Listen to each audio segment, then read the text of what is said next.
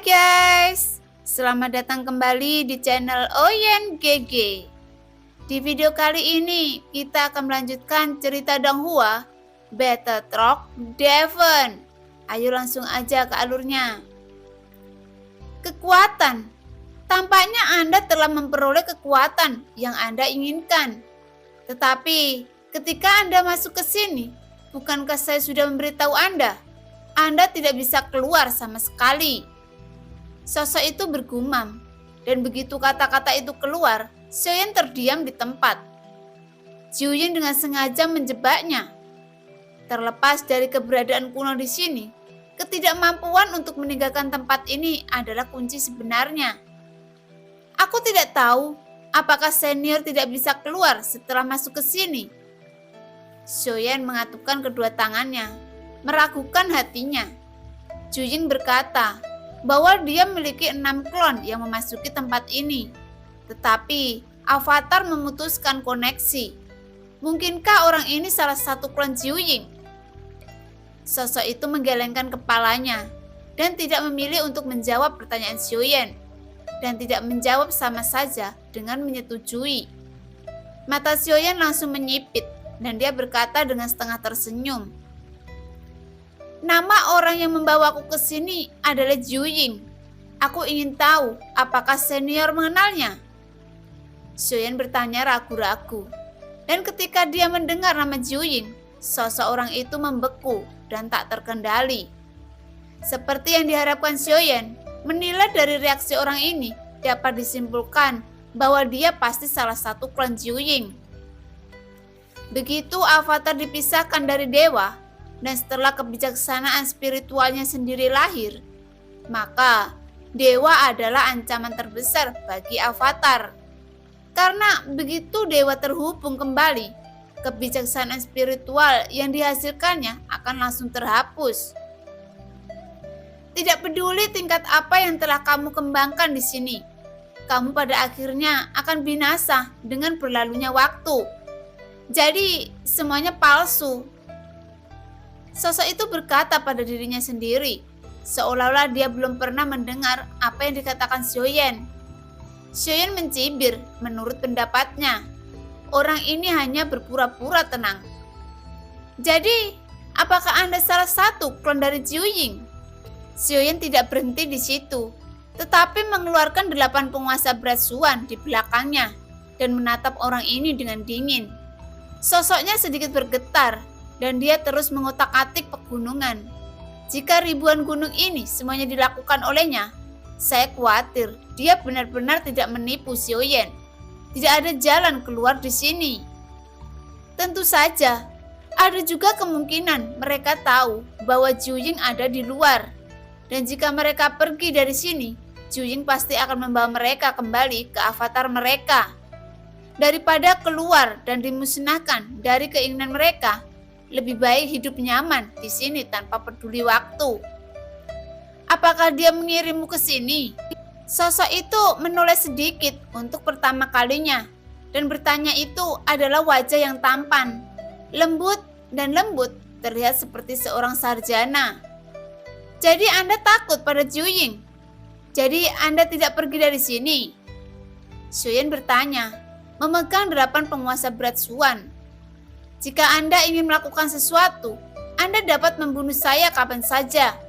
Jika ada perbedaan antara hidup dan mati, saya pikir Anda akan tinggal di sini dan menghabiskan waktu lama untuk memahami apa yang saya katakan hari ini.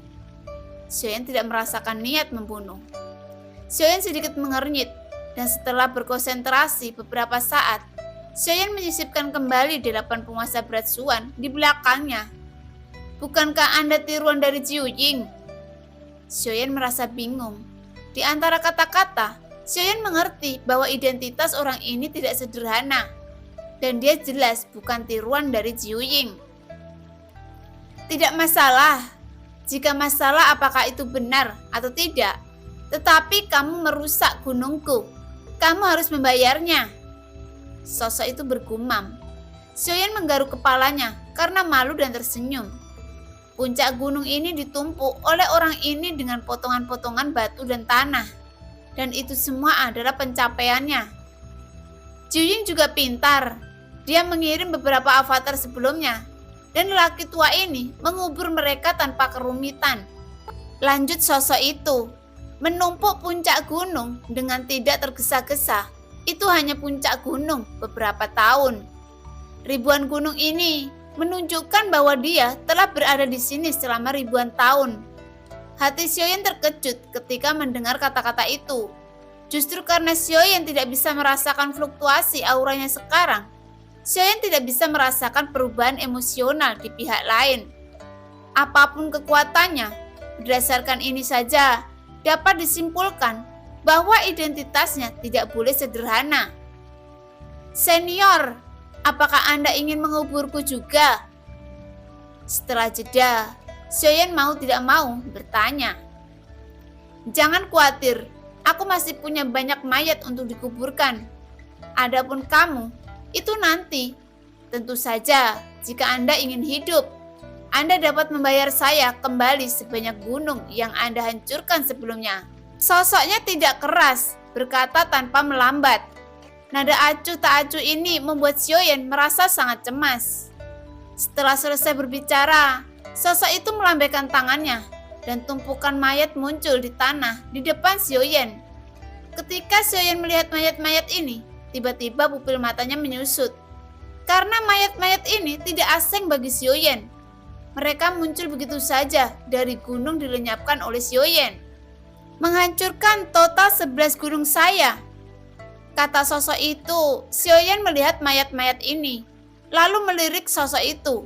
Dengan tatapan ragu di matanya, jika Jiuying tidak mengatakannya, Xiaoyan akan benar-benar berpikir bahwa tempat ini adalah ilusi.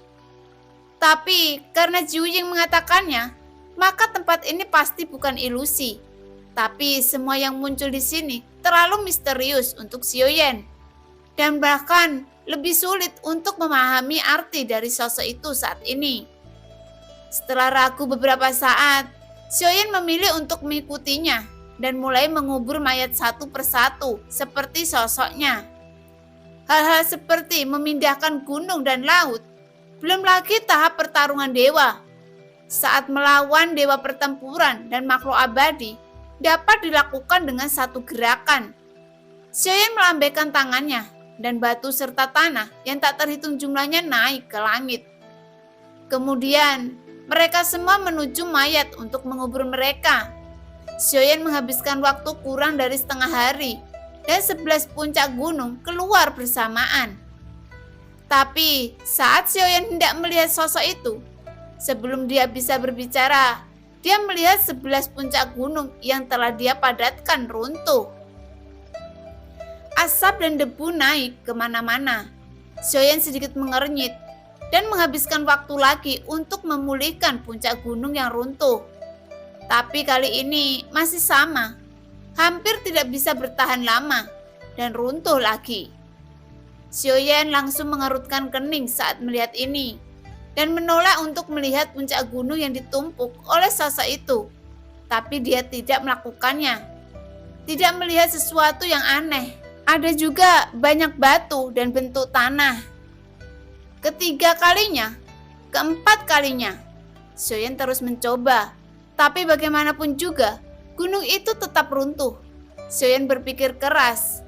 Matanya tertuju pada sosok yang tidak tergesa-gesa. Mengamati setiap gerakannya. Mata Xiaoyan hanya melihat sosok itu, dan dia tidak tahu sudah berapa lama berlalu. Jadi begitu. Xiaoyan sepertinya telah menemukan sesuatu dan segera mulai mengotak-atik puncak gunungnya. Menumpuknya dengan hati-hati dan teratur. Beberapa hari kemudian, sebuah puncak gunung ditumpuk oleh Xiaoyan. Melihat puncak gunung yang tertata rapi dan teratur, Xiaoyan menunjukkan senyuman di wajahnya. Sudah selesai. Xiaoyan tertawa. Tetapi saat tawa itu keluar, itu ditutupi oleh suara keruntuhan. Melihat bahwa puncak gunung yang dia kerjakan dengan sangat keras untuk ditumpuk runtuh lagi, Xiaoyan tidak dapat menahan diri untuk tidak melihat sosok itu, sedikit mengernyit. Apapun bentuk puncak gunung yang dibutuhkan senior, saya dapat menumpuknya sesuai kebutuhan Anda. dan menghancurkannya tanpa ketidakpuasan. Xiaoyan berpikir bahwa keruntuhan puncak gunungnya pasti disebabkan oleh sosok ini. Sosok itu mengabaikan Xiaoyan, tetapi sedikit mengangkat sudut mulutnya. Mengangkat matanya untuk melihat Xiaoyan, lalu melanjutkan membungkuk, menumpuk puncaknya. Xiaoyan telah mengamati bahwa sosok yang ditumpuk di puncak gunung ini hanya mengizinkan aturan dasar.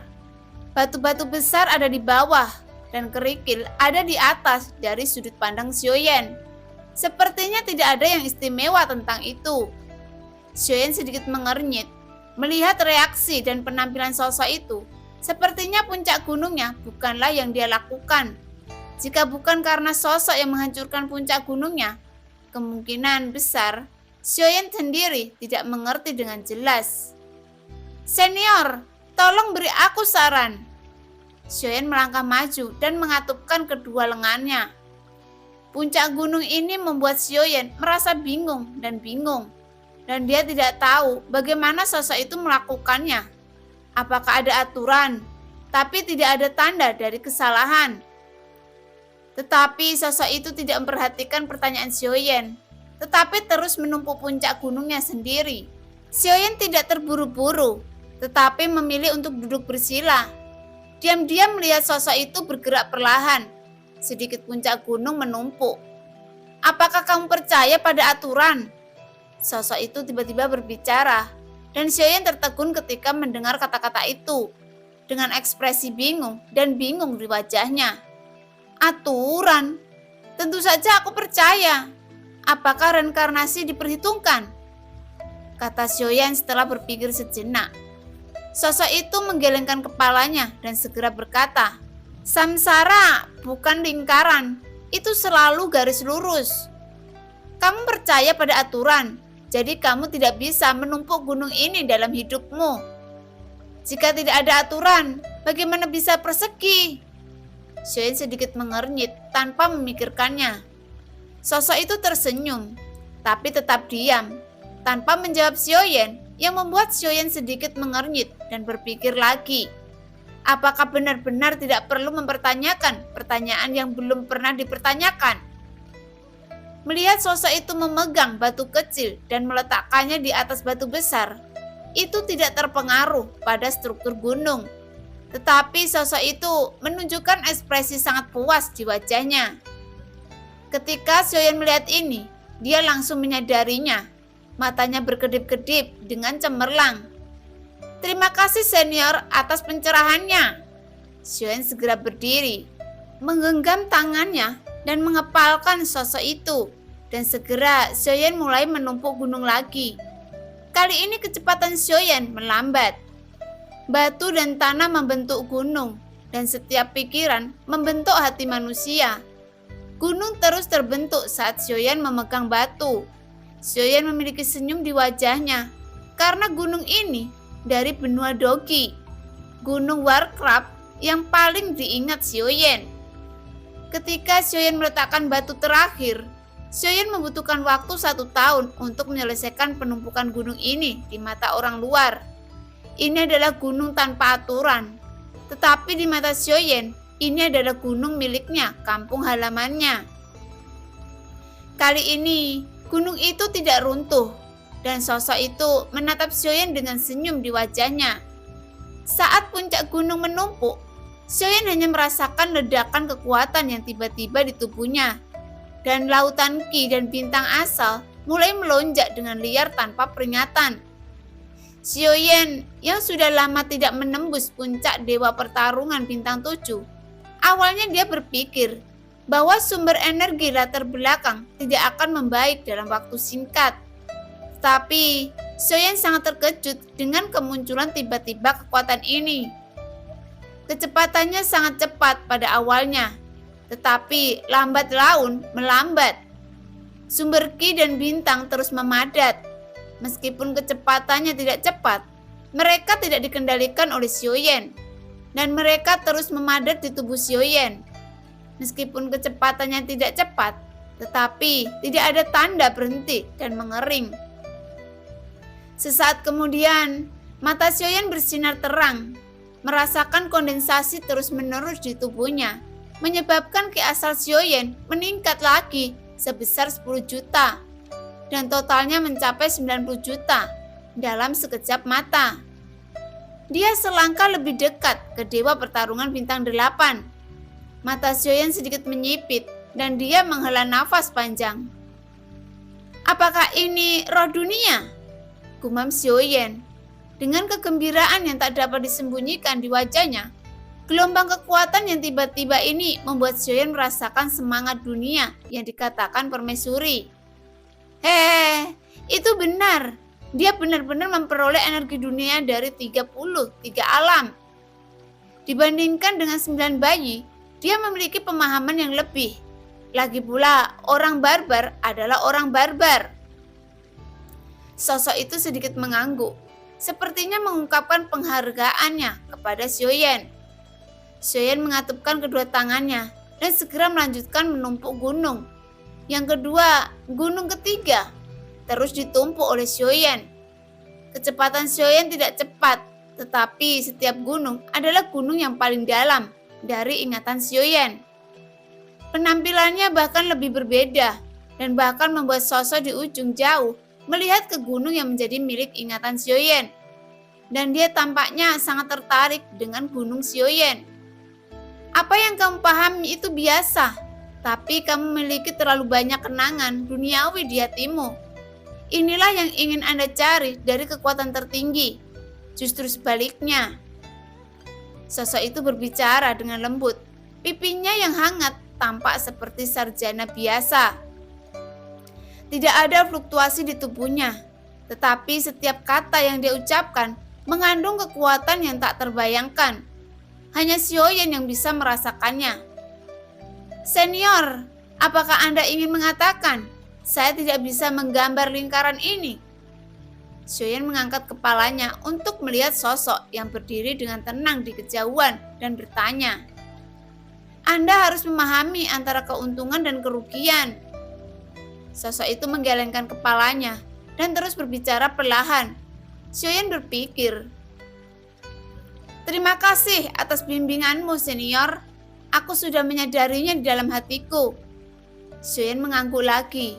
Percakapan yang tampaknya singkat, tetapi kali ini percakapan memecahkan keraguan di hati Xiaoyan yang telah mengganggunya selama ribuan tahun. Ayo pergi, Anda telah menumpuk gunung. Jangan hancurkan gunung lama lagi. Sosok itu melambaikan tangannya dan berkata, saya tidak tahu rasa hormat para senior. Sensi dan saya tidak akan pernah lupa bahwa para senior mengajari saya jalan dalam hidup ini. Xiaoyan mengepalkan tinjunya dengan keras. Kita bukan lagi bagian dari waktu. Nama tidak penting lagi. Dan apakah kamu ingat atau tidak masalah lagi. Ayo pergi. Sosok itu melambaikan tangannya. Xiaoyan sudah selesai menumpuk puncak ke-11. Mendengar penjelasan dari sosok misterius ini, Xiaoyan tidak terus bertanya lebih banyak, tetapi hanya mengepalkan tinjunya dengan berat. Itu hanya setelah Xiaoyan pergi pada saat itu. Saya melihat ke atas untuk melihat ribuan puncak, di mana terdapat nektar para dewa yang dibutuhkan Xiaoyan untuk berkultivasi. Tetapi sayangnya, tidak mungkin mendapatkannya sekarang, dan dia harus pergi. Xiaoyan berbalik dan hendak pergi, baru kemudian menyadari kemana dia pergi. Dan seperti yang dia katakan sebelumnya, dia tidak bisa meninggalkan tempat ini sama sekali. Pergi? Setelah masuk ke sini, jika kamu ingin pergi, kamu hanya bisa mengandalkan kemampuanmu sendiri. Setauku, sejauh ini hanya satu orang yang tersisa di sini. Sosok itu tersenyum dan berbicara perlahan. Terima kasih, senior. Selama itu bukan jalan buntu, selalu ada cara untuk memecahkannya. Xiaoyan akhirnya mengepalkan tinjunya, dan setelah berbicara, dia siap untuk bergerak maju. Nak, jangan pergi ke timur. Ada orang tua di sana yang tidak mudah diganggu.